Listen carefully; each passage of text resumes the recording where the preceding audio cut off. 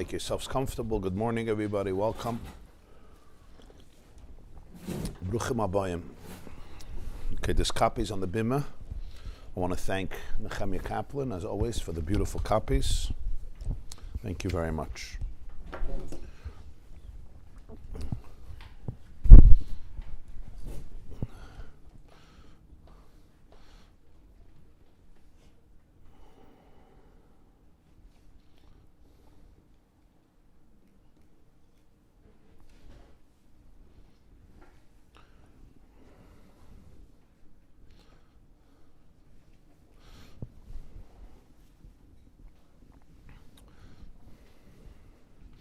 Okay, today's class is dedicated, and you'll forgive me in advance if I don't pronounce the names exactly perfectly, because I don't know Mandarin so well.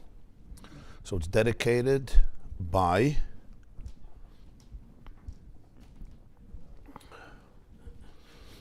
Wei Ru Zhang. Wei Ru Zhang, in loving memory of his dear mother,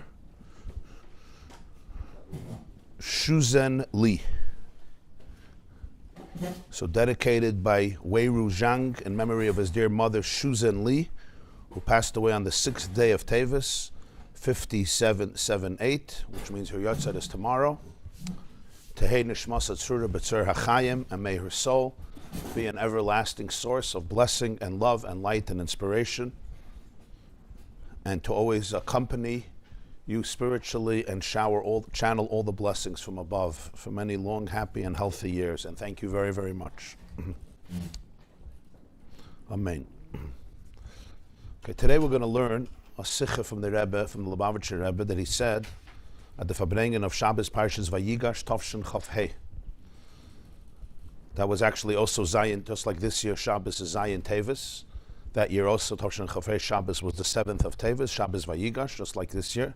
It's Tovshin Chafei, that's December 12th, 1964. I don't know the calendar Baal Peh from 1964, I just checked it up because I like to see the dates.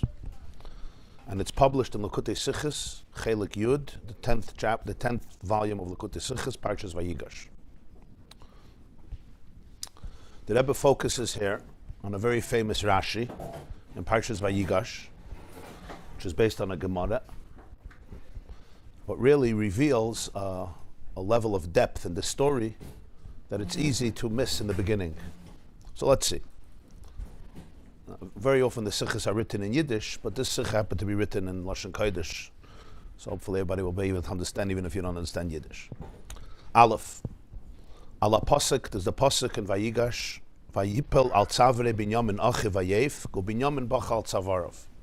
After Yosef revealed himself to his brothers, so there's that moment when Yosef falls on the necks of Binyamin, and he cries, and Binyamin cries on Yosef's neck. So they basically fall on each other's necks, and they weep, and they sob. On this Issa Gemara, the Gemara says something very interesting here. So Gemara Maseches Megillah, Daf Tazayin, and Rashi quotes it in the Chumash. Rashi doesn't quote all the details, but Rashi quotes the main idea. The Gemara asks, why does it say Tzavrei Binyamin, on the necks of Binyamin? Kama tzavarin hoyolele Binyamin. The Gemara says, how many necks did he have? A person has one neck. It's not like 2 eyes, 2 ears, 2 arms, 2 legs. A neck, you only have one neck. So it should have said Vayipal al Tzavar Binyamin, not Tzavrei. Tzavrei is plural, necks. That's what the Gemara asks. How many necks did Binyamin have? So the Gemara answers, it's a remez. Bacha Yosef al Shnei Migdashim. Yosef was crying, not just meeting Binyamin, his brother, the physical Binyamin.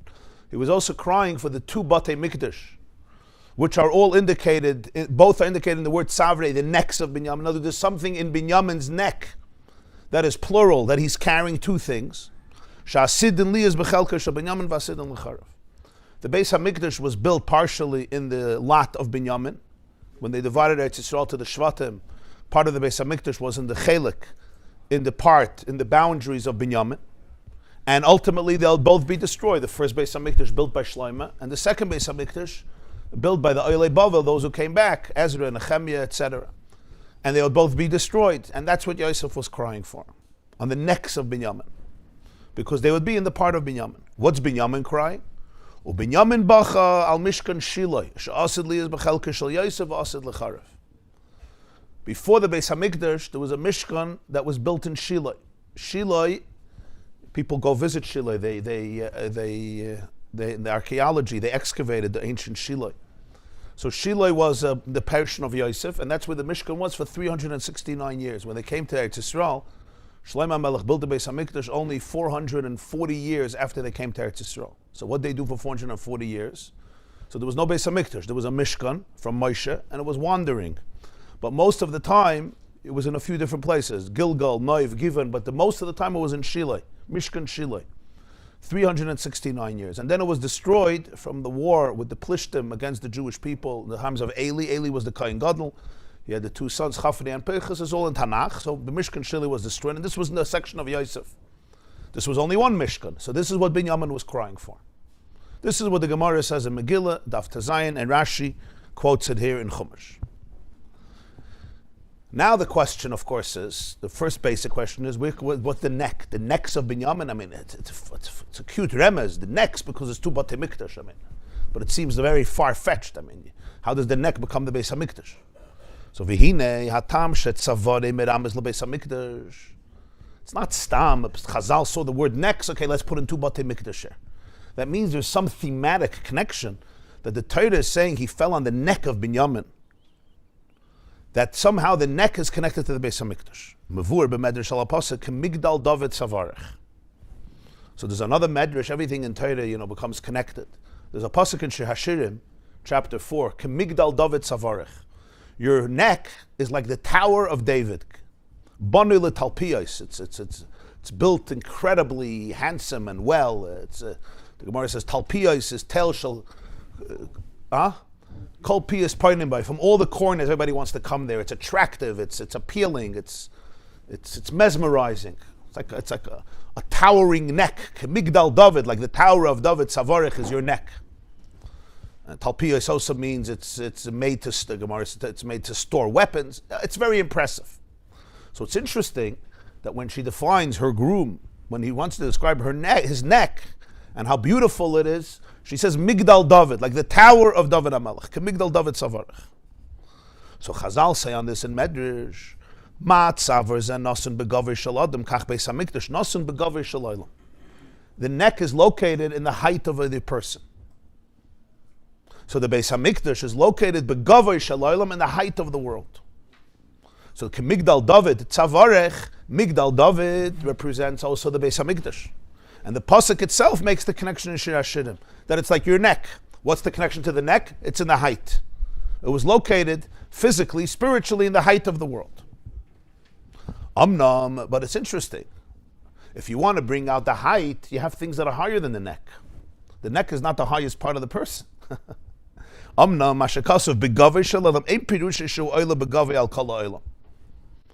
When you say Gava, it stood in the height of the world, it doesn't mean you found the highest peak in the world. It's not. There's higher peaks.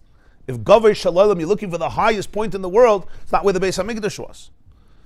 That's why it says neck. It's not taka the highest point. Ella, the Pirush b'Gemara. There's another Gemara. The Gemara Maseches Zvachim, Daf Nun Dalet. Those who are learning on Maseches Zvachim learned it not long ago. Allah Pasuk, the Pasuk says in V'Zos HaBracha, when Moshe speaks to Binyamin, he blesses Binyamin. So he says, Uvein kseifav shachet. The Shechina dwelled between his shoulders. Of course, the neck sits on the shoulders. Uvein kseifav shachet. So the Gemara says, from there he learned, Shebeis HaMikdash namuch esrim v'shalosh amma me'ein eitam. The Gemara in Zvachim, Nafnald explains that near Yerushalayim there was a higher peak. And that peak was known as Ein Eitam, the wellspring of Eitam. That was what it was called. And that was the highest peak. So first they wanted to build the Beis HaMikdash on that peak. But then they decided to lower it 23 amas, which is approximately around 23, so it'd be around 46 feet lower than Mayin Eitam. Why? Like the neck. The neck is in the height of the body, but it's not on top of the body. It's lower than the head. Adarab. Why do you have to lower it? What's wrong? Amri nachsi beipurta. They said we have to lower it a little bit. Mishum deksivu ben kseifav shachen. He dwells among his shoulders. Ein l'chana b'shar Yosef m'ksefef. The most handsome part, the most beautiful part of the shar is its shoulders, the sturdy, powerful shoulders of the ox. So when it says that Beis Hamikdash was located, begavai, in the height, doesn't mean in the highest height, it means in the height, but not on top. So that's why it says Kemigdal David Savarech, which is the neck, which is connected to Bank Seif of Shachin, and that's Takalapayel. They looked not for the highest peak in that area, they looked for the second lower peak, which was the Harabayas, the Temple Mount, and the ground of the Beis Hamikdash was 23 amas lower than Mayan Eitam. Atkan. So this is fine. So this is all a pshat, that it's not stomach, it's a neck. The neck is connected to the Beis Hamikdash. You see it from Chazal, you see it from the Psukim, Kemigdal David Savarch. So it's not that Chazal saw the neck of Binyamin, boom, the Beis Hamikdash. That the neck represents something. But what's taka the Indian here? That you dafka want the neck and not the top. The brains, the top of the head, that's where the whole chayas is. Sai physically is the top of the body, and also spiritually and biologically. I mean, the neck is important, but obviously there's something higher than the neck. But here you say it shouldn't be there.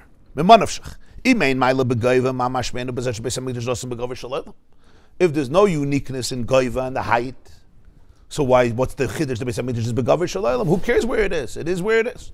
But it seems like gavoya is yes a quality. It is, and you see it. It seems like from the Chazal.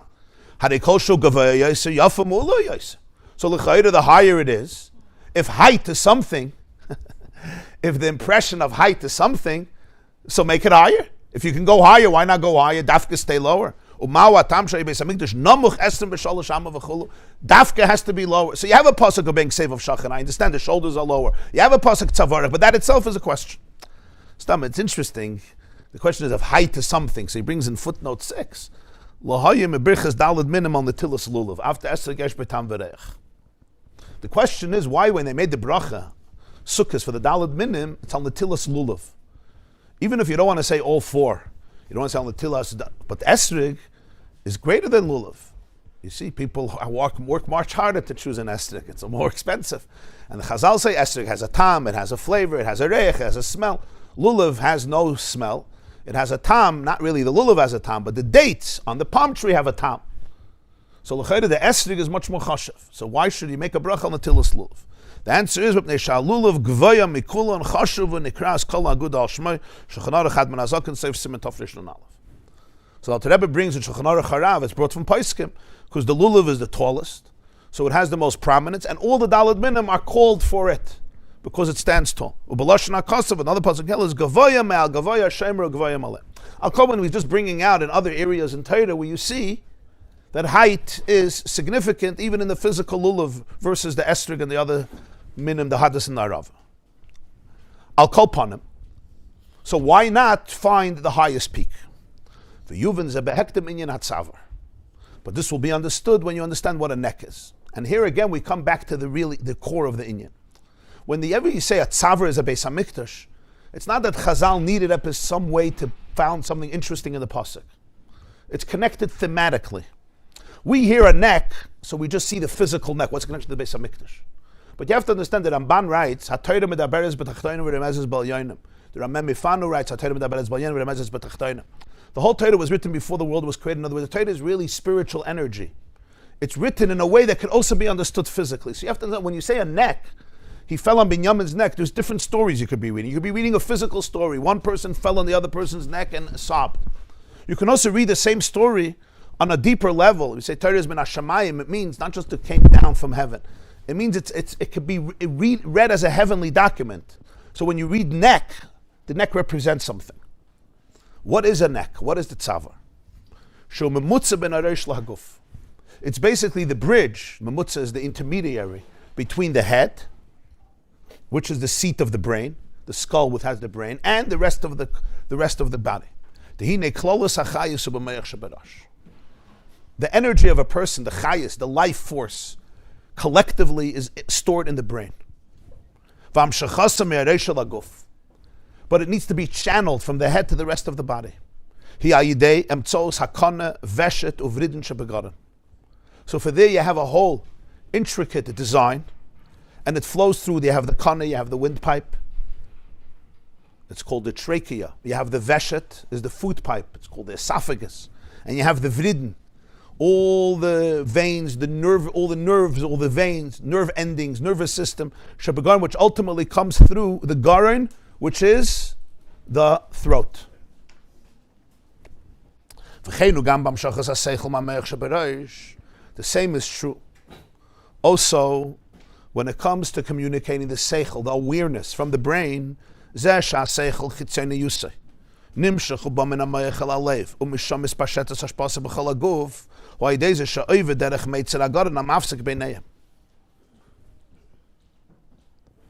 the external part, he says the external part of the seichel, comes from the brain to the heart and from there to the entire body, that means for a person to embody something, it doesn't only remain an idea. To be able to be communicated, it first must travel through the Meitzer HaGaran. Meitzer HaGaran means the constraints of the Garan. The Garan is the neck, the throat. Hamafsik Beinayim, which interrupt between the Reish and the Leif. But you're not going to get anything from the mind to the heart if it doesn't travel through the Garan. It's a highway. It's the narrowest highway in the world and in the body. And there's a lot of traffic in that highway. You could try getting something from your head to your heart and opening your heart. It's a lot of yesh harbep kakim. It's like getting out of Yerushalayim to go to Tel Aviv. But sometimes, and there could also be a lot of hafganot, a lot of demonstrations. And it's not so easy. It's a small highway, but that's why it's called Meitzer HaGaran. Meitzer means the constraint. It's the narrowest part of the body because it represents the fact that transition is critical. But it's not such an easy transition. It could be many blockages in traffic. That's called Meitzer HaGaran. Ulefi zeh yesh b'tzaver yisren ma'ile gam al ha'reish. Dafka tzaver ha'garan meivi lepelis tachlisas shel ha'reish. If so, the neck, even though it's channeling from the brain and the head, it has something special. Even legabe the head. Why? Because it's the neck, the throat, inside the neck, which really executes the tachlis. What's the tachlis? What's the purpose? Aleph, shekol evarim yikabel chayusam me'reish. That all the limbs and all the organs, but down to the lowest part, should receive their energy, their chayus, their life force from the reish. It comes through the garan. Like he said before, without the windpipe, the food pipe, and all the vriden, all the veins, the arteries, vridna like arteries, veins, nerves, and all that, there's no communication. Number one. Number two, shekulim yisnago al pi ha'seichel shebereish. The first is Pashat Chayas, biology, life. And the second thing is awareness.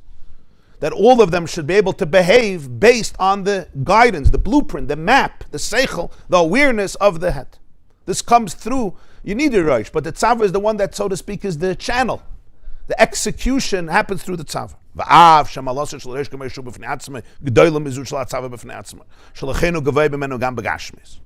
Even though, come on, it's all there to execute and channel the Reish. So the Maila of the Reish is obviously, the way it's independent, is higher than the neck, and that's why physically it's also on top.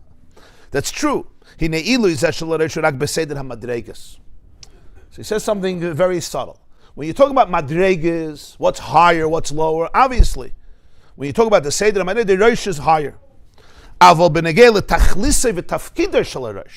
But if you want to know the purpose of the head, and the tafkid of the head, is it fulfilling its function, its purpose, its function? Yesh yisren maila b'tzavar. There is a maila, there's a quality, there's a virtue in the tzavar. Dafke mipnei shu namach b'adrega. Precisely because it's lower. You know why? Because the person wasn't created to be a head. If you were created just to be a head, to be a walking head, you're right. The head is much higher. The head has much more genius in it. The head is the source of life. The head is the source of seichel. Everything after that is lower. So if you were created just to be a head without a body, it's called AI. Gesundheit, it's much higher than the tzavar. But what's the tachlis and the tafkid? The tachlis and the tafkid of the reish is fulfilled dafka through the tzavar. And that's why it's lower, because it's lower. Because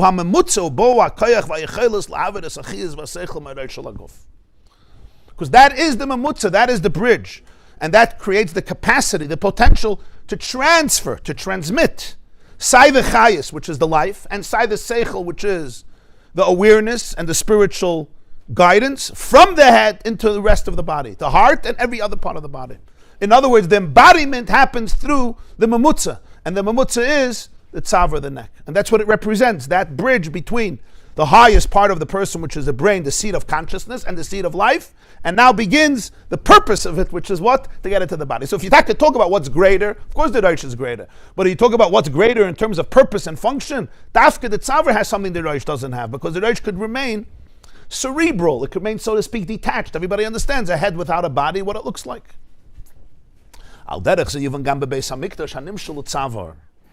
This is the depth. The Beis HaMikdash is compared to the neck. They didn't want it in the head. That's not a Beis HaMikdash. Beis HaMikdash doesn't mean you live in your head. Beis HaMikdash means you master the neck. The main mile of the Beis HaMikdash is that it was lower, not that it was higher. Of course it was in the height of the world. But what pshat in the height of the world? Bring it down a little bit. Come on, bring it down. Don't stay. To stay up there, I don't need a Beis HaMikdash. Bring it down. Nachsi beipurta. Dehine inyane shel Beis HaMikdash u'sheboi v'al yada yumshach v'yoyer eire leki l'chala olam ad l'chelke achi namach v'tachtem v'madrega. Just like it is in the microcosm in the person, though it's also in the universe. The Beis HaMikdash's function is to channel divine consciousness, divine awareness to the line to the whole world. He says in 9, when Shlomo built the Beis HaMikdash, it says that he made the windows narrow inside and broad to the outside, because the purpose was that the light should go out to the outside, not the other way around. So that's why the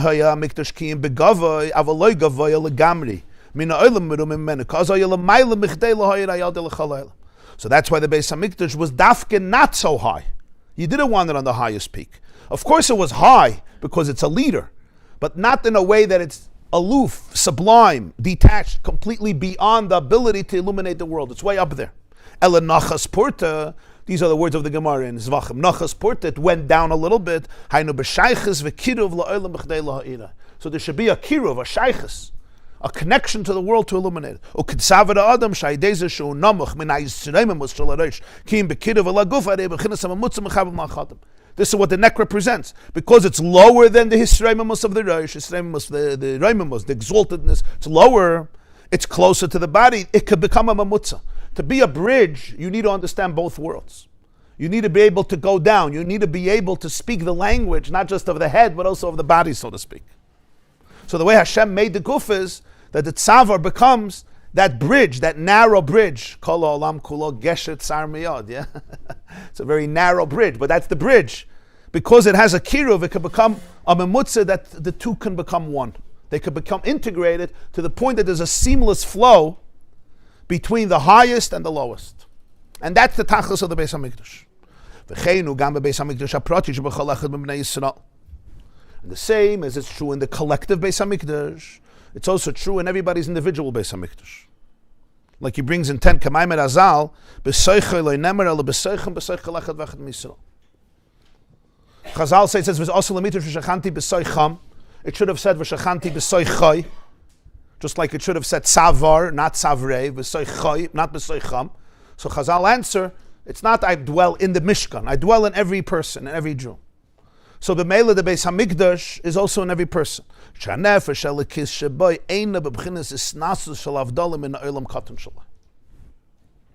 Sometimes you can have the divine soul, which represents the head, but it's hisnasus, it's completely exalted, it's bahavdallah.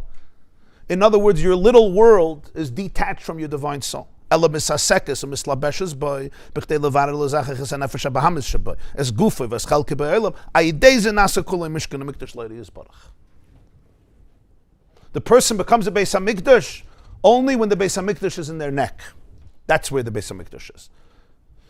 Sometimes, b'nefesh halakis, if it remains in the head, people, they could be very idealistic, very spiritual, but ultimately remains in the head. It's no way of embodying it. Why? Because they don't have that language. They don't go there. I don't want to lower myself. I want to remain in the clouds. It's a beautiful thing. It's hard to deal with your emotions. Let's face it. It's hard to deal with your blockages. It's hard to deal with your body. In many ways, there's a purity in that inspiration. At times, it's very, very workable. But that's not what a Beis HaMikdash is. The Beis HaMikdash is nachsi beporta. The Nefesh HaLekis should be able to communicate, like he says, misasekes or mislabeshes boy. It should become manifested and enclosed. Why? Because you want to work with the nefesh habahamis. What's the nefesh habahamis? It's the animal consciousness, which is represented by everything in the entire body. This is what's called the work of embodiment. Bringing it in, integration. My body, my animal soul, and then my part in the world. It starts, once you integrate it with all the parts of you, you can integrate it with the world around you. That's how it works. If it's not integrated inside of me, I can't integrate it with others. Yeah. So that's the neck. So now we understand the diuk, dafka the neck. It's not just a technical thing, because the Beis HaMikdash was not on the peak. The Beis HaMikdash was lower, as it says, Kemigdal David Savarach. There's a teichen of that. There's a teichen that Chazal understood, Nachsi Be'porta, not just because they had a pasuk of Bank Save of Shachan, so it's a cute pasuk, it should be by the shoulders. Because it represents the Nikud of the Beis HaMikdash. Of course you're here to channel the highest energy, but you're here to channel it, not just to keep it up there. You're not just looking for peaks. You know, peaks in life. I got to the top of the mountain. No. You're looking to come down. Take what you learned in the peak and bring it down. Integrate it. You got to a peak. You have amazing awareness. You had an amazing moment of light, of inspiration. And now you come home, and a few weeks later it's gone. I think I told you once, I once heard from the Rebbe, it says in Rambam, Hilchas Avodas Yom Kippurim. So he goes through the whole section, the whole Avodah of Yom Kippur. So at the end, the Rambam writes, he adds two interesting words, which l'chayre you have to understand why he adds it. He says, after everything, he took off his big day zav, he put on his big day chayil, he finished the whole Avodah, and the Rambam says to it, v'yoytze lebeisei, and he goes home. He goes home. So they ask, fine, it's not the Rambam is here to tell us halachas. It's a halacha that he goes home. And what if he wants to go to his mother's house? And what if he wants to stay in the Beis HaMikdash another few hours and learn? Maybe he wants to learn a little Maseches Yoma, Mitzvah Yom Kippur, maybe Masechta Sukkah. They say the Baditchever once came, he was in a shtetl Yom Kippur, and he came to a house, and he said, he wants a Masechta Sukkah. And he sat a whole night and learned Masechta Sukkah. It's a din v'yoytze lebeisei. So you could say, well, the Rambam is telling you what he does. But fine, I mean, yeah, but Pashtus, he went home, Mitzvah Yom Kippur, he was tired, he was hungry, he wanted to eat. I mean, yeah, he probably didn't go to a pizza shop Mitzvah Yom Kippur. So the Rebbe said that the Rambam is actually saying a halacha. And in many ways, it's the hardest halacha of Yom Kippur. Go home. Go home. That's the hardest halacha of Yom Kippur. Because you imagine what. Now I'm going to add my own little humor. When he went home, what do you think happened? His wife didn't look at him and say, "Wow, it looks like you were in Kodesh HaKadoshim." His wife told him, "I'm done with this. Okay, I'm done with this. Home a whole day with your 11 crazy kids. I am done. Now take out the garbage. Yankee has the virus. Dvori is ganzim sugar. Give them a bath. Take out the garbage and give me a break." And he could look at him and say, "I was in Kodesh HaKadoshim today. I deserve to be spoken like this." And this is where many people lose it. They lose the plot. Why do they lose the plot? Because maybe they have a head, they don't have a neck. Nachsi be'purta. It's not integrated. They don't bring it into their humanness. They think they're not human, and that's where they stay.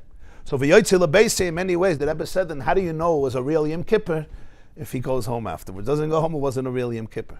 So this is in the same nekuda here. The nefesh halikiz is divine. It's very powerful. But the avodah is to bring it into the nefesh habahamis, to bring it into the guf, to bring it into chelkei ba'olam. Siv beis.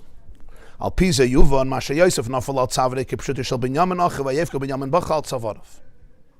This brings us to another understanding. Pashat kipshuta in the story. Why did Yosef fall on the neck of Binyamin and cry, and Binyamin on his neck? L'cha'ira, madua bachu ish al tzavre achiv v'lo al reish achiv.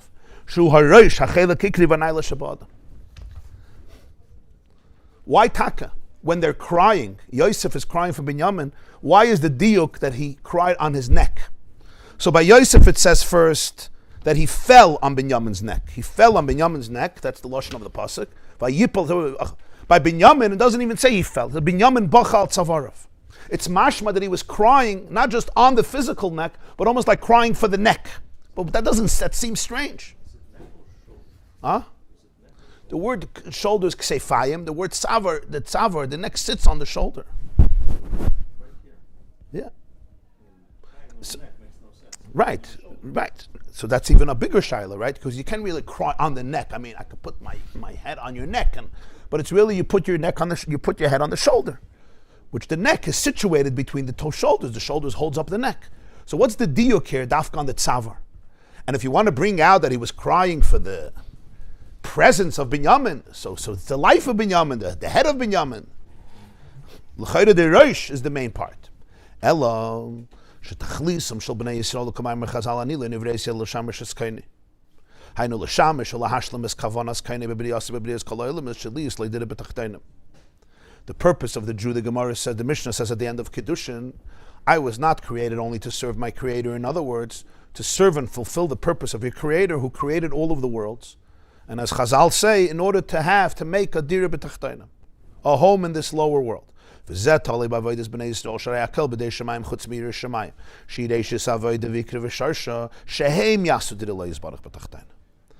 this whole purpose is taloi, it depends on the avodah of the Jew. The Gemara says, everything is in the hands of heaven besides Yireh Shamayim. And that is the beginning of the avodah and the foundation and the root, that they should make the dira b'tachtayim. By everybody refining his body and an animal soul and part in the world.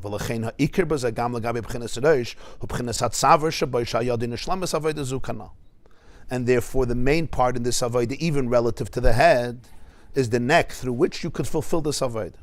In other words, the ultimate purpose is l'shamash eskoina, to serve your Creator. And to fulfill the purpose for which He created you, which was dira b'tachtayim. That happens through your avodah. It doesn't happen from above. It happens through a person's avodah. Hakal b'dei shamayim, chutz miyir shamayim. And that dir is b'tachtayim. That means it's your own work with your guf, your nefesh habahamis, and your part of the world. So in this nekud of the avodah, the tzavar, in many ways, which is the channeling of the higher consciousness into the body, that is dir b'tachtayim. That's what's most important. So now we can understand why the sobbing is connected to the neck. Yosef is crying on the neck of Binyamin. Binyamin is crying on the neck of Yosef. Aleph al rosh shel ben Yisrael al nishmase ein lifkas. This is the word. This is it. For the head of a Jew, for the neshama, you don't have to cry. Nishmas Yisrael gam b'shas achet hoysa ba'amnei tayis barach. If you're crying for the soul, you don't believe in them. You don't know who they are. Like it says in Tanya, the soul of a Jew, even b'shas achet. It was completely loyal. Ba'amna means loyal, from the word amuna, imun, like it says by Esther in Megillus Esther. But it's a quote from Tanya, Perek Chav Dalet. He brings in 14. The Gemara says that even though a Jew sinned, he's still Yisrael, and Yisrael is Li Rosh. It's Debes Diuk. It doesn't say Afa B'Shechata Yaakov or Ben Yisrael. Afa B'Shechata Yisrael, because the Rosh remains completely intact. So you see the Diuk. Afa B'Shechata Yisrael. Yisrael is the letters Li Rosh or Li Roshi. Yisrael Li Roshi Li Rosh. Because mitzad the Rosh. What do you mean the Rosh? The core, the source, the root of consciousness. That's always good. You don't have to sob. You don't have to cry. It's there. You could, if you look well, you could see the greatness over there, and hold space for that greatness and see it. Beis tachliser shel ben Yisrael eina bereisha ba'avodas shel neshama la'atzma ela b'tzavare lifel beguf b'nefesh habamas u'b'chelke ba'olam. On the other hand, the purpose is not in the head. The purpose, the avodah, is not in the soul for itself. The soul is good. He brings in 15 from Tanya, quotes the Eitz Chaim, that the neshama doesn't need tikkun. It didn't come down here for itself. The neshama is good. The neshama is divine. It's a chelek halakha mimal. It came down to be mesaken here. So therefore, mitzad the neshama itself, you don't have to cry. The purpose is not the neshama itself, but the neck. So when Yosef and Binyamin are crying, they're not crying for the head. And it's two inyanim. First of all, for the head, you never have to cry. In other words, you can always trust that the soul is, at its core, the soul is indestructible. Nothing happened. And therefore, it's fine. And that's important, because when a person has that unshakable awareness, now they could do the work much easier, because you know that there's a part that remains completely, that can't be destroyed. You have to know that. As much as you have to know what's happening with the neck, you also have to know what's happening with the head. So there's no crying over there. What are you crying? Why are you sad? It's amazing, it's glorious, it's perfect. It's full of harmony and holiness. Where is the crying? The crying is for the tzavar. Because over here is the tachlis of the avodah. So two inyanim, he says. First of all, for the reish, you don't have to cry. And second of all, that's not what the issue is. The issue is what's happening with the tzavar. That's where the avodah is. The channeling, the embodying, the communication. Sometimes people have what they have in their head. And you can just right for that. Yeah, what he means here, head, is not when we say you have a juk in your head. Here he means the head includes like the root of consciousness. In other words, the highest form of consciousness. We have the consciousness that the body carries. It's in the nervous system, it's in the body. That can be very, very contaminated. What people carry somatically, today there's like a big field, somatic work. Because what people carry in the body, like somebody once said, it's not my psychology that's disturbing, it's my biology. Like, I have the right ideas. You can have the most amazing ideas, but literally the body what do they say? The body keeps the score. The body carries a tremendous amount of messages. And it's literally stored. It's literally stored in our veins, in our nervous system, in our body. That's where the work is. And it's very easy to avoid this work. It's very easy to go into a place which is a beautiful place of intellectual clarity. And a lot of people have tremendous intellectual clarity, but it's completely irrelevant. Sometimes there's people, they do a lot of inner work. Taka, bamas. And then they make decisions, and they make achlatas, and they make kabbalas, and they journal, and they make resolutions, and they make deals with themselves and with God and with the whole world. And then push comes to shove, he comes home, his wife tells him something, and boom, he loses the whole plot. And if it's not his wife, it's his mother. If it's not his mother, it's his brother. If it's not his brother, it's his sister-in-law. If it's not that, it's his teenage boy or girl.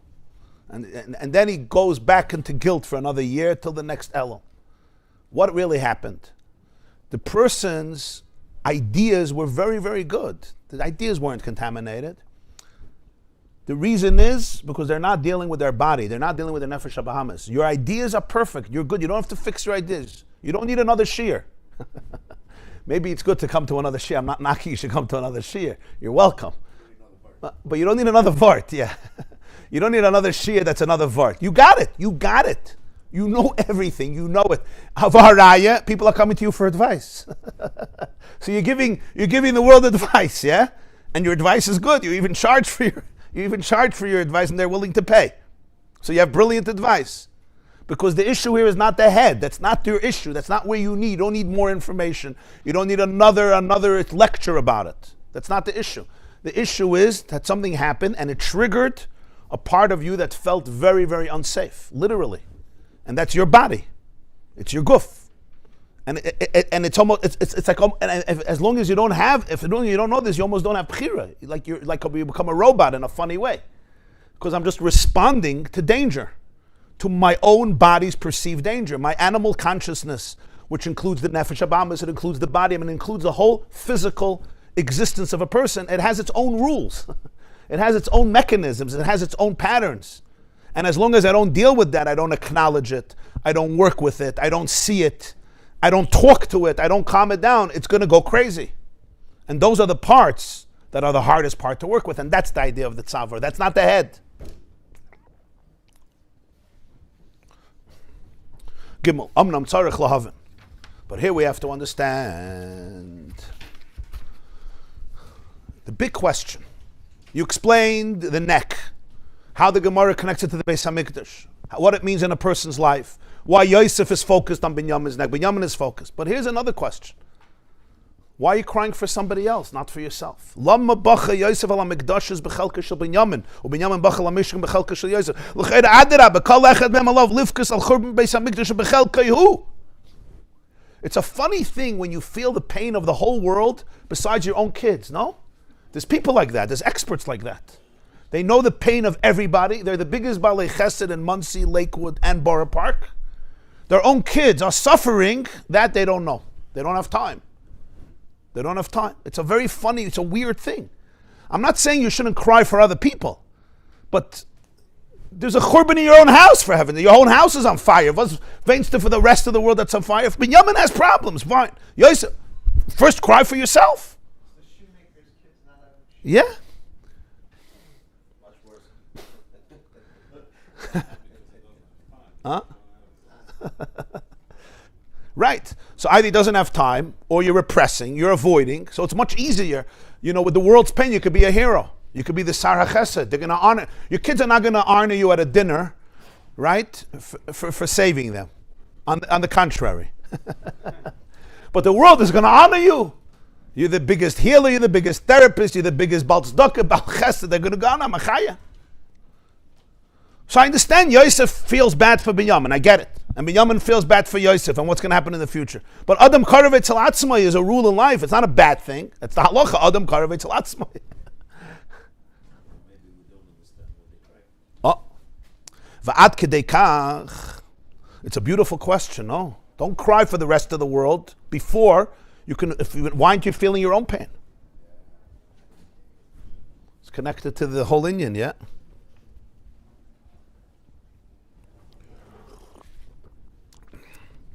He brings a very interesting, in 16, Adam Karev Etzel says in Sanhedrin, the Gemara says in a lot of places, Adam Karev Etzel Atzmai, that's why you can't say Eidus for yourself, right? It says, Ein Adam Mesim Atzmai Rasha. If you come to Bezdin and you say you're a Rasha, they're not going to believe you. Why? You can't say an aid. You can't say, if somebody says, even somebody says that somebody, the Gemara says, the Rambam brings in Hilchas Eidus, somebody, a guy says, somebody had this nus with me, Mishkav Zachar, homosexual. Right. So and his mom is being Maida. You don't believe him. Why not? Pasha, just like you don't believe a brother or a child says Eidus on a father, good or bad. You're not an aid for yourself, sorry. You're not an aid. It's a fascinating Allah, Adam Karev Etzel Atzmai. But he says, Ulahoyer, this is a maimah from the Rebbe Marash, V'kacha Tafresh Lamed Zayin. Asher hu yoser karev mikamei hakarev, afilu rishon b'rishon. In the laws of Eidus, they have what's called rishon b'rishon, sheni b'sheni, shlishi b'shlishi. Two brothers who come from one father are called rishon b'rishon. They're not allowed to testify for each other. Their children, first cousins, are called in halacha sheni b'sheni. Their children are called shlishi b'shlishi. The question is, how close do you have to be that the Eidus is disqualified? So rishon b'rishon is always puzzle. Two brothers, puzzle. What about sheni b'sheni? First cousins. Yeah. My father had a brother, he has a child. We're sheni b'sheni, we're not rishon. Our fathers are rishon b'rishon. My father and his father, and my uncle, because they come from one father. But the children are called sheni b'sheni. Does that work or not? And then you have shlishi b'shlishi, already grandchildren. So this is all an halacha question, how it works. So he says, when you say Adam Karev Etzel Atzmai, it's more karev even than rishon b'rishon. What's rishon b'rishon? Two brothers or a father and a son. A father and a son in halacha are also called rishon b'rishon, because they're also connected from one source, the father and the son.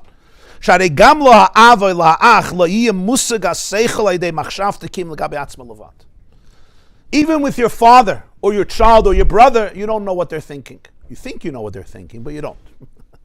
With yourself, you know yourself from your thoughts. Even rishon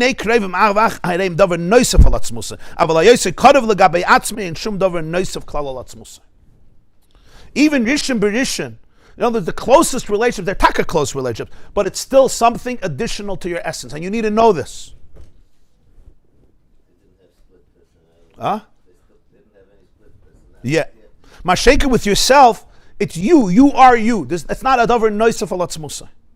So Adam Karev Etzel Atzmai, even though in halach it's the same halach, you can't be an aid for yourself, you can't be an aid for your child. But he says here it's even deeper than that.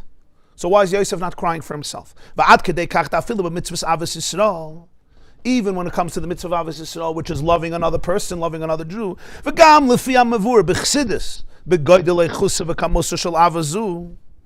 even the way Chassidus explains what Avos Yisrael means, the depth of it, and the quality of it, and the quantity of it. Still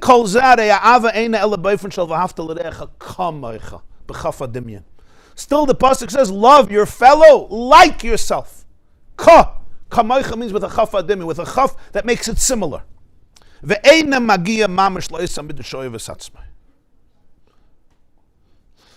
doesn't reach the same midah of self-love.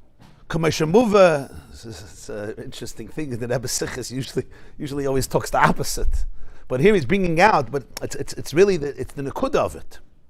V'hafta l'rechas kamoicha.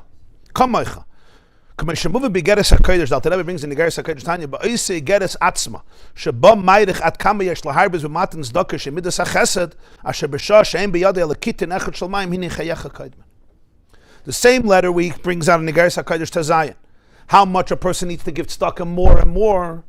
And even if as a result of that they can't live in prosperity, my prosperity doesn't come before you're eating bread. But in that letter he also brings the Gemara that says in the Darim of Metzia, there's two people and you have only one jug of water. So Ben Petura holds you have to split it and not watch the other person die. And Rabbi Akiva says, Halachically, your life comes first. Ay v'ahavta l'recha kamoicha, emes, but kamoicha. Of course, if you have a little extra water, you're mechuyev to give, and if not, it's ritzicha. L'samad adam reyacha. But if you have only one jug and only one person could survive, unfortunately, chayecha kaidman. Halachically, you don't have a chiyuv to split the water. You drink the water because your life comes first. So even in the mitzvah of Avos Yisrael, in the most radical way, v'ahavta l'recha kamoicha, still, there's an element of chayecha kaidman.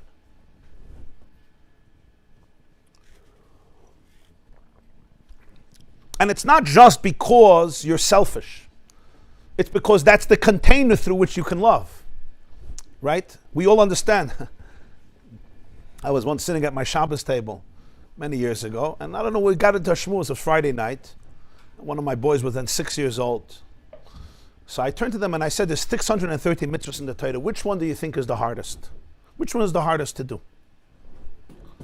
So one of my boys says, V'ahavta l'recha kamoicha, 6 years old. So I thought I understood what he said. I said, yeah, because loving somebody like you love yourself is very hard. He says, no, because that means that you have to love yourself.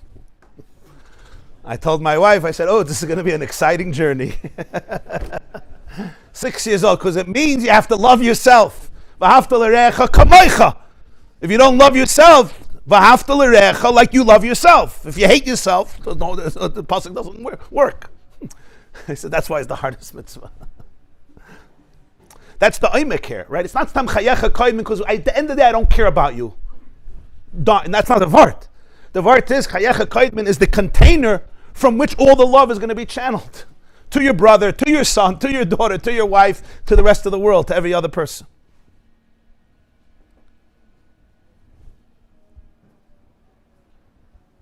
It's like if you go, if you go, if somebody once gave a mashal, if you take a Hatzalah ambulance to take somebody to the hospital, the problem is there's no gas. So the passenger tells the driver, you got to stop for gas. He says, I have no time. I save lives. We're going to the hospital. He says, you don't have gas.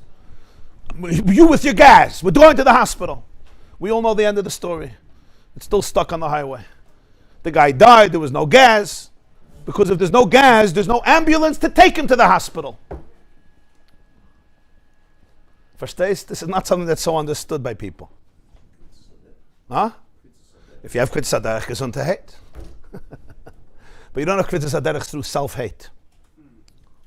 It's an interesting thing here. B'chal the Rebbe Sichos, the Rebbe had unbelievable, there was no, the Rebbe's Mesiras Nefesh for Avos Yisrael, especially in our generation after the Holocaust, is unprecedented. I mean, it's but here he's got the bringing out, the container of it is always a relationship with yourself. If you hate yourself, even in a very subtle way, that's going to come out in all your relationships with other people. Not because you mean bad, it's just by nature. I can't give you $100 if I don't have $100. Sorry. And if I don't even have 50 cents, I can't even give you 50 cents. Nobody ever gave anybody anything that they don't have.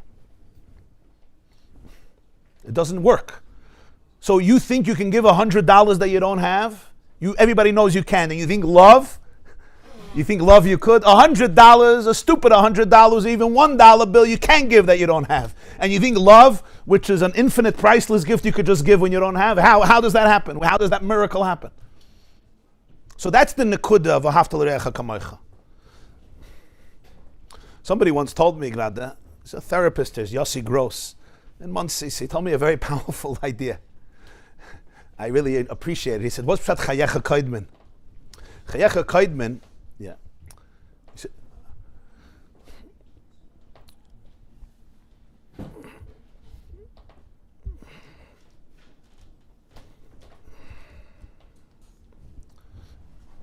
a person has one jug of water, yeah? They take the jug, they say, oh, it's either me or you. So here it is. Avos Yisrael, here it is. Essentially, now I know Rabbi Akiva is not saying you're not allowed to. Like if there's a father and a son and you want to give away your jug of water, you give away your jug of water. He's saying halachically, you're not mechuyev. It's not achzarius. Ben Petayra holds it's achzarius. You're not allowed to hold it for yourself. You have to split it in two, even if you both die. Don't watch another Jew die. The Gemara says in Baba Metzia, Al yira echad b'mesaser shel chaveira. V'hafta l'recha kamoicha. It's like you. Rabbi Akiva says no. Acha bar Rabbi Akiva, and he said chayecha kaidman. Stam Agav, I saw once a Chidushi Harim, he says over there, the Gemara says, Ad Sheba Rabbi Akiva. Why doesn't it say, Amar Rabbi Akiva? Or Rabbi Akiva Oimer, what's Ad Sheba Rabbi Akiva? So he said that everybody was afraid to argue with Ben Petira. Why? Because it seemed like he was more selfless. He was more Jewish. You're going to watch another Jew die because you're drinking the water? It's like, how despicable are you? Split the water and you'll both die. You'll both die tomorrow. You'll both die in 2 days. Don't watch another Jew die. It seems much more Yiddish. Much more Yiddish is something else. Huh? Much more Yiddish is something else. What? You give him a jug, he sips, and he does the same halacha as you just did. So he give you back. Maram Shif speaks about that. And then it's endless and you both drop dead. Yes, but at least you do it. So nobody argued with Ben Petira because they felt that their argument is coming from ego. Ad Sheba Rabbi Akiva.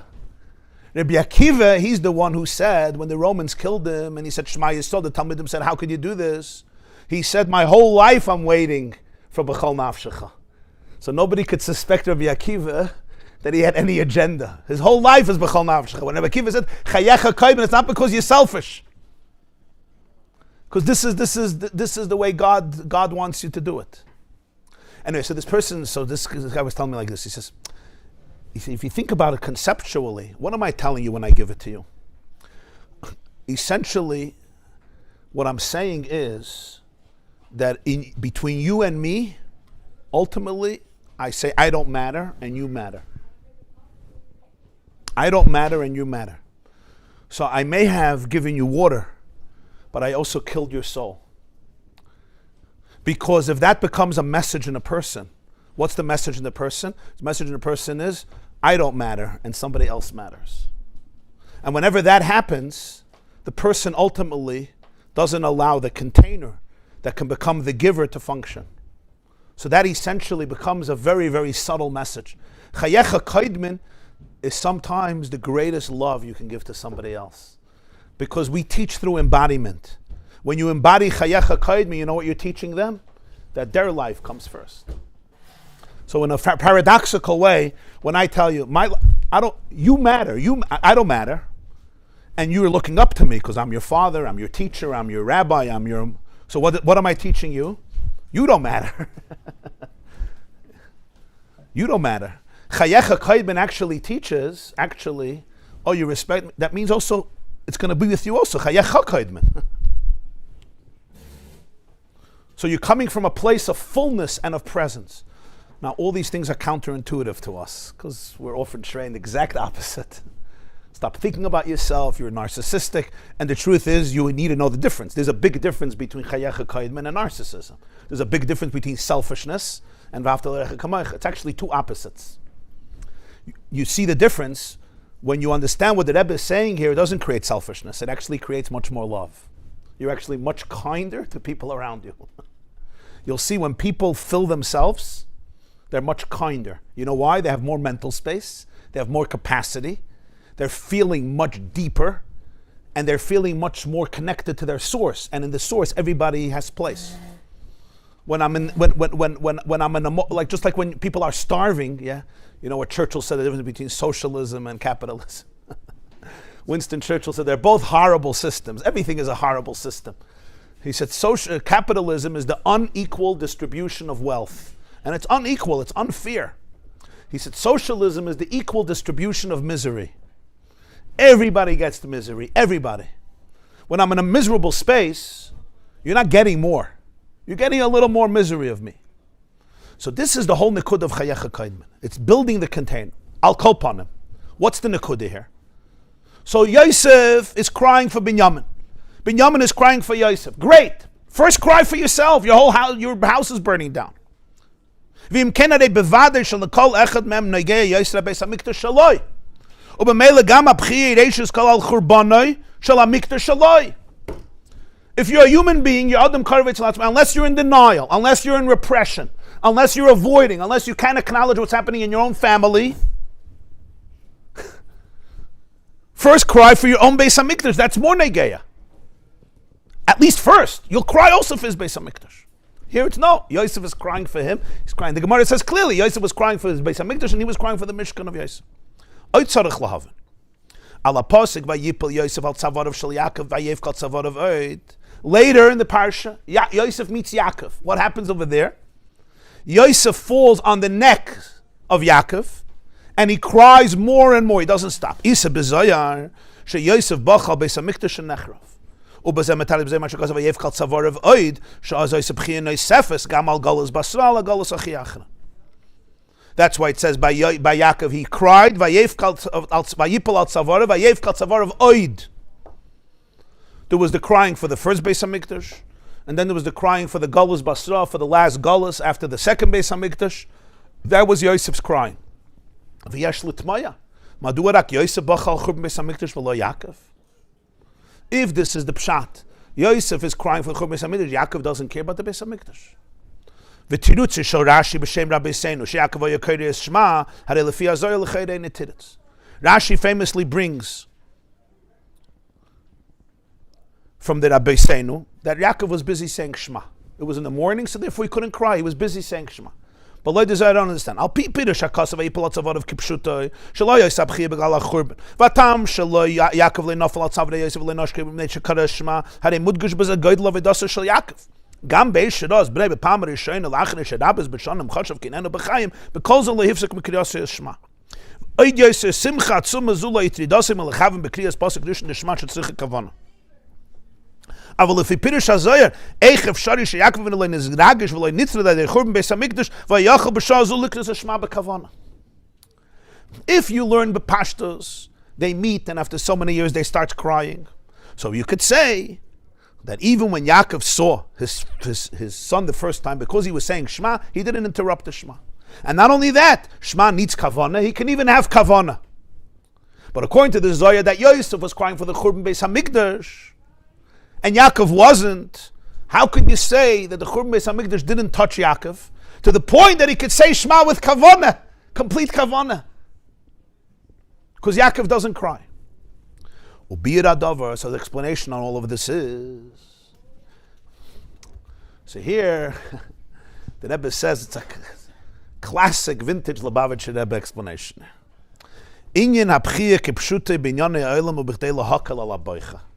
It's not because Yosef didn't care, it's not because Yosef was repressed, it's not because Yosef was avoiding, it's not because Yosef or Binyamin were ignoring. What is it? Why do people cry? But Pashtus, you look in the world, crying makes people feel better. It's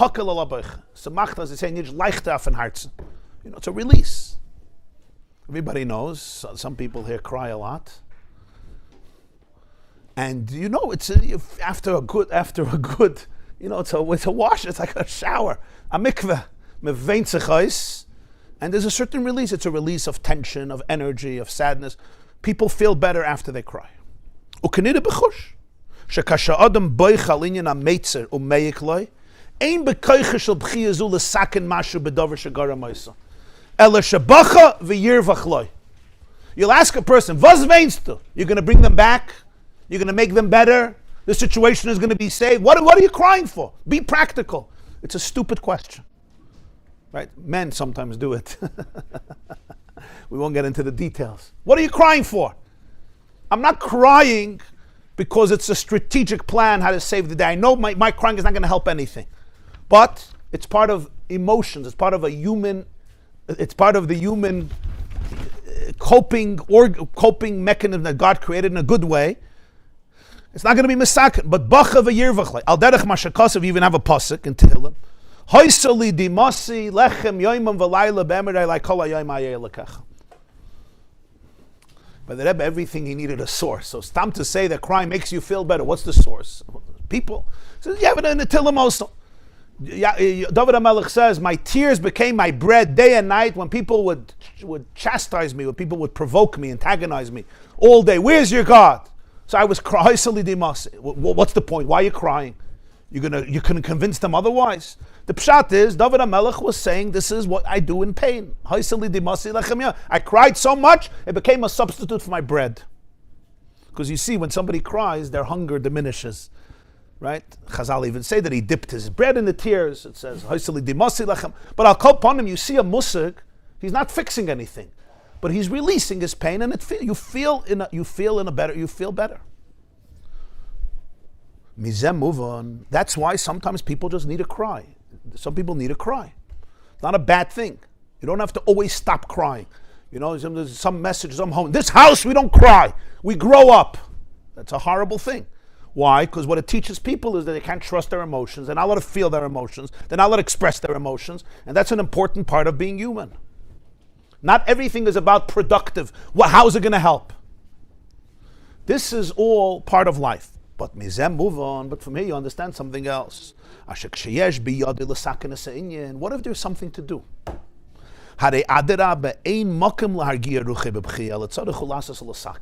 Here, crying can actually be a danger. There's no room to go relax and say, I'm going to go have a good cry. Go do something. See, here it becomes a trap. Here it becomes, I need to emotional. You could do something. There's sometimes you can't do anything. There's a real grief. There's a situation of grief. There's nothing I can do. It's the middle of a terror attack. It's the middle of happening. Take a gun and shoot the guy. Don't cry now. At a levaya, you cry. There's nothing I can do. We all understand the difference. If now you start crying, you sit down and start sobbing, oi, oi, what does that mean? This is the worst relinquishing of responsibility. Not because it's not sad, but because you're actually contributing to the churban. You are contributing to the churban if you could do something to fix it. There was a policeman in Sydney. I don't know if I'm laughing. The policeman was hiding. The policeman was hiding with his gun from the shooter. And there was a Lubavitcher Bacha, Lazarov, who went over to the policeman. He said, I come from Texas, I could shoot. Give me your gun, I could shoot. He wouldn't give it to him. And Lazarov was shot. He's in the hospital, he survived with miracles. This boy, Yaakov Lazarov, he was shot. He was begging the policeman to give him the gun. Shoot yourself, shoot yourself. The police was hurt, so he was scared, he was cowering. So there's a situation in life, it's the middle of the pain, you could go fix something. Chas v'shalom, the child that's sick. And the mother, is looking she's trying to get to an appointment with the best doctor. You'll see that moment the mother will not cry. She'll be on the phone, she'll be running to appointments, she'll be making everybody crazy.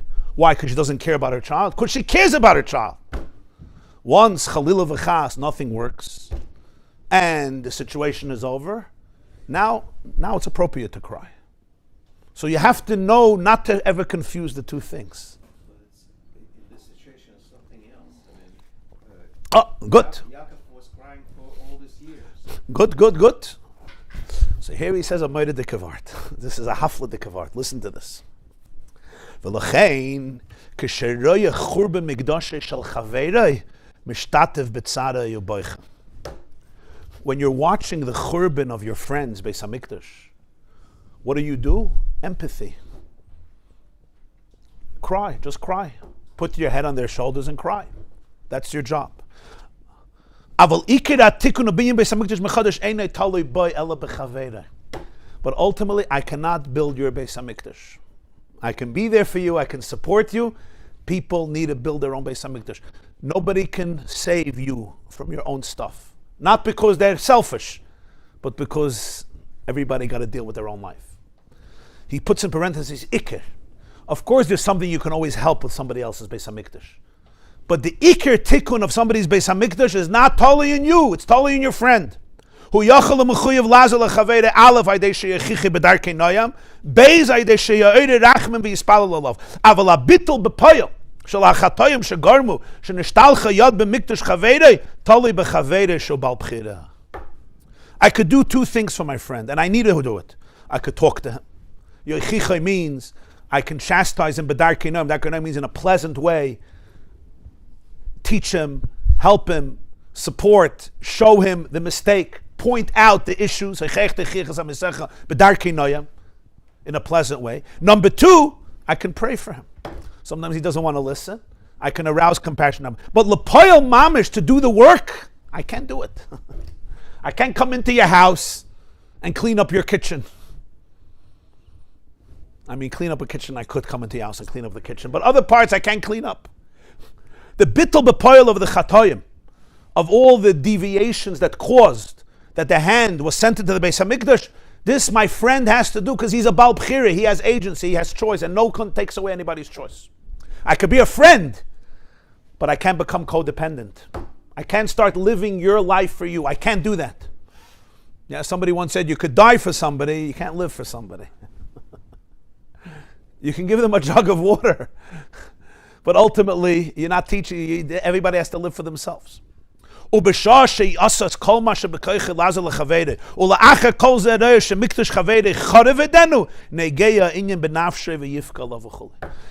you did whatever you could to help the man, and you see that his Beis HaMikdash is still destroyed, spiritually, emotionally, you care. And because you care, you start crying. As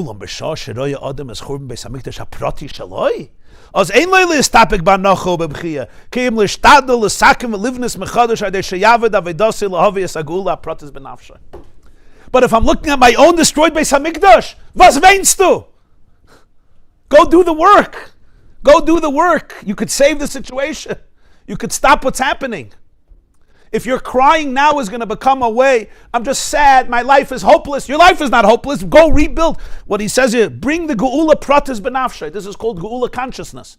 The individual geula in your soul you can bring. I can't redeem you, but I can redeem myself. At least I could start the work. Levad be'im abchiyid moishel tshuva. There's another type of bchiyah, which is part of tshuva. It's called tears of tshuva. Sha'az abchiyah atzma hi tikun ve'inyan shal binyan kama shenemar sima dimasi b'neidecha v'gayma. Sometimes the grief itself is part of building your Beis HaMikdash, but that's a different type of crying. There's two types of crying. One is a crying, it's just, there's nothing to do, and I'm just sad about my life. He says that's beautiful as long as it's not a substitute for building your Beis HaMikdash. But sometimes the crying itself is the tikkun. Sometimes the pchi is a pchi of tshuva. It's literally feeling the pain of a situation. And that experience of the pain is it's a form of remorse. It's a form of realizing what happened. And that itself is rebuilding your Beis HaMikdash.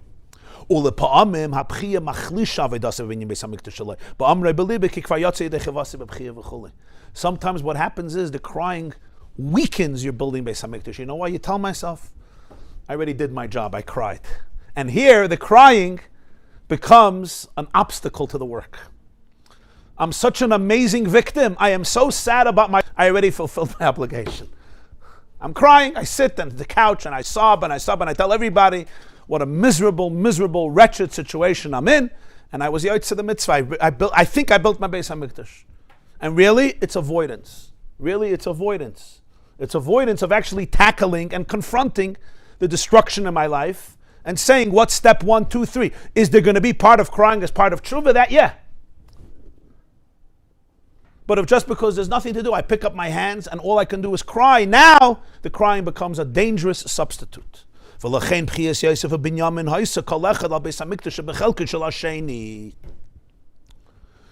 own Beis HaMikdash, I still have a lot of work. Binyamin's own Beis HaMikdash, I have a lot of work.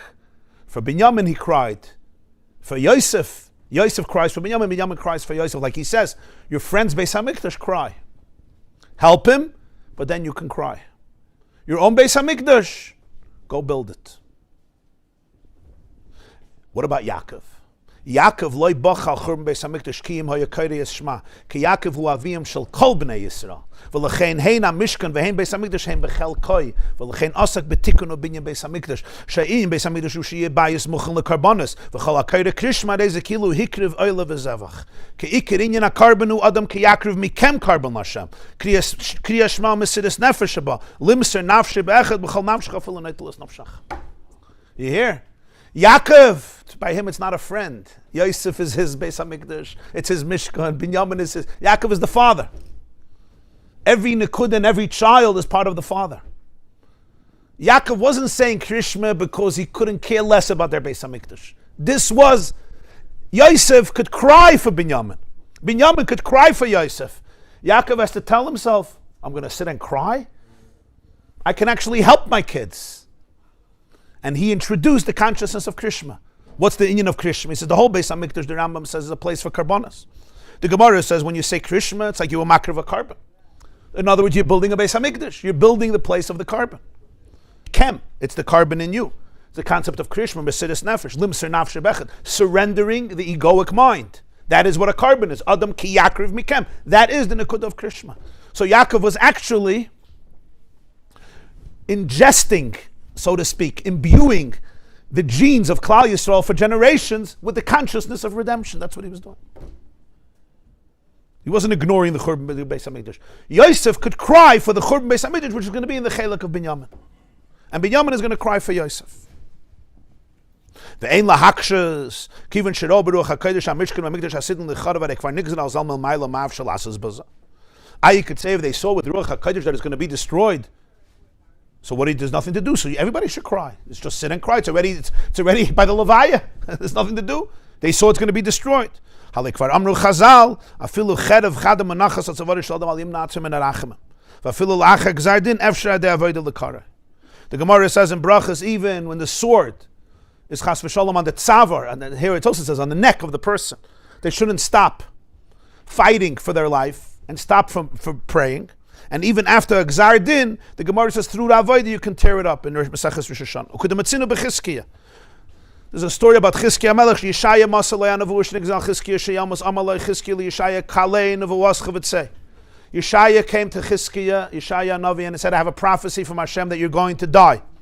So Chizkiya turned to Yeshaya Navi and said, "You're not a prophet. Finish saying your prophecy and say Schem L'Shalom. Get out of my house." Really? That's a chutzpah. It wasn't Stam Ruach HaKodesh, it was a Nevuah. Hashem told Yeshaya Navi, this man is going to die. So you're going to be smarter than God. So he told Yeshaya, finish saying what you're saying and have a good day. Vayosef panav alakir vayispalel al Hashem. Utfilasu yayilu shamati es tfilascha. Shamati es tfilascha yisifu lechamesh esrei al shnois chayev. It's a whole story in Malachim Beis and Maseches Brachas. Chizki got another 15 years, contrary to the Nevuah. Chamesh Esrei Shnois Chaim on Tisha B'Av. That Bar Kamtza, he went to Rome and he said, Mardu B'Cho Yudoi, they made a rebellion and I'll prove it. Send me a calf and they won't be at Makriv. And he made a mum, he made a blemish. So the Chachamim wanted to be at Makriv because it's Pikuach Nefesh, it comes from Rome. So Reb Chaim ben Afkila said, it's going to make a precedent that people could be Makriv Bali Mumim. So the Chacham said, okay, but we have to kill him because he's going back to do Mesirah. So he said, you can't kill him because then people are going to say that the punishment for blemishing a carbon is death, and it's not true. You're not allowed to, but it's not death. So they left him alive. And they weren't makar of the carbon. Amar Rabbi Yochanan, an vasnusay shel Zcharia ben Afkilas, hachriva es mikdashenu. The piety or the humility of Zcharia ben Afkilas destroyed our Beis HaMikdash. He didn't kill him, he didn't make he was a makar, he was very frum. He did everything right and it destroyed the Beis HaMikdash. It's sharp words. So the Nachum says, I don't understand. The Zcharia ben Afkilas didn't know the Pikuach Nefesh is Deicha Kol HaTorah Kolam. You don't have to, he was one of the big Tanoim. And you see that all the Chachamim were listening to him. So you understand that he was a Gadol Hadar. Every child knows Pikuach Nefesh. All the Cheshbonos go off. You're allowed to be Makriv a mum for Pikuach Nefesh. There's only 3 things you don't do for Pikuach Nefesh. No one of them is not, you're allowed to do everything for Pikuach Nefesh. You can be Mechal Shabbos and you can be Makriv a mum. And you kill a Maser if you have to. You have no choice. The whole Klal Yisrael is in danger. That's his shaila. And why does the Gemara say an vasnusai, the humility of Zcharia ben Afkilas? It's not humility. Maybe frumkeit, kanos, zealotry. What's the humility? Where's the humility? Fakert, he wasn't so humble. He was stubborn. So the Nachum Shenabela says it's what? So now he had to ask a question. What's going to hold the Jewish people? What's going to hold the Jewish people is halacha, Torah. That's what's going to hold them. So he understood that at this moment, let them realize that with Torah they're going to stay forever. So don't make any. Of course, if you could save the Beis HaMikdash, you would save the Beis HaMikdash. But don't make any compromises. Let them know that a mum is a mum, and you're not allowed to be makriv a mum, and let them learn the halachas, and let them know that for making a mum you don't get the death penalty. He was already looking at it from a different perspective. So he says, no. So what's the pshat? He says, an vasnusay shel Zcharia ben Afkilas. He was, because of his humility, he taka saw what's going to be, and he didn't realize that you could change the reality. Taka, this is what's going to be, but you're plugged into the source and you could still change the reality. That was his humility on Vasnus and Zcharia ben Afkilas. And that was Machav the Beis HaMikdash. That destroyed the Beis HaMikdash. So that's what the Rebbe is saying here. This Vart. The L'chayda Yosef saw Beruach HaKodesh. What do you want him to do? Of course cry. It's already Lacha Amaisa. So the pshat is that's not like that. Chizkiah understood there's a Nevuah and there's still something to do. Taka, if there's nothing to do, now it's time to cry. That's what empathy looks like. And that's a very appropriate response. It's called emotional connection and release. But if there's something to build, that's what you want to focus on. Sivav. Amru Chazal. It says in Yerushalmi Maseches Yuma, Kol der of Mailan Alav Kilu Hechrivai. Every generation where the Beis Hamikdash doesn't get built, it's as though it was destroyed. Because it's a cumulative work. This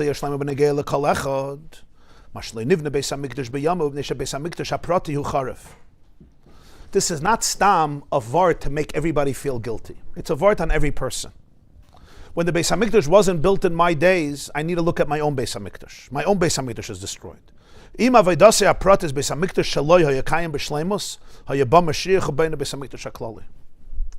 The individual is so deeply connected to the whole picture that if my own avodah, my own Beis Hamikdash, was fulfilled, was standing completely, Mashiach would come and build a general Beis Hamikdash. This meditation, that this Chmaim Chazal is not just on Klal Yisrael, it's on every individual. That if my own Beis Hamikdash wasn't built, that's affecting the whole Beis Hamikdash HaKlali. What's the point of this? So you say more guilt, more shame. It's not to get the people groan and sigh and cry. That's never the nekuda.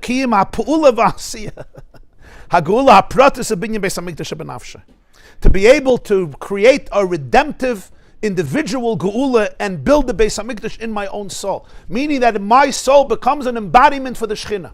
So here everything comes together. What's the nekuda of the Beis Hamikdash? The neck. What's the neck? Embodiment. To channel the consciousness. That's what Geula Pratis looks like. That's what Yaakov was doing through Krishma. That's what Krishma is. Like we learned in the Maimah, my Chanukah, the last Maimah that we learned, what Krishma is.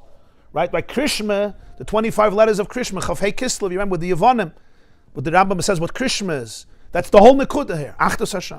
Because of Mamash through this he'll hasten and acts as the collective Gula and the Beis Hamikdash in its place through Mashiach because of Mamash. Amen.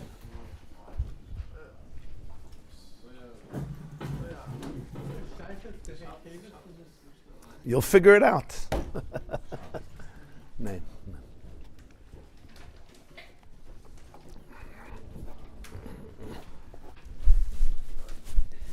I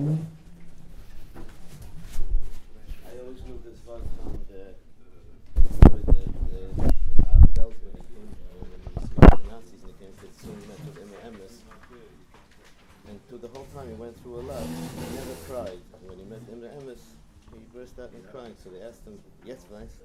He said, so he said this word. He said, what was it? The eigen of, you don't cry in your own problems. Really? Yeah. Van Belzer dat? Ja. Geen moest je hebt? So we're talking to the Emes. Had er ausgebracht naar geweint. En de fake this is... Which nekuda? What's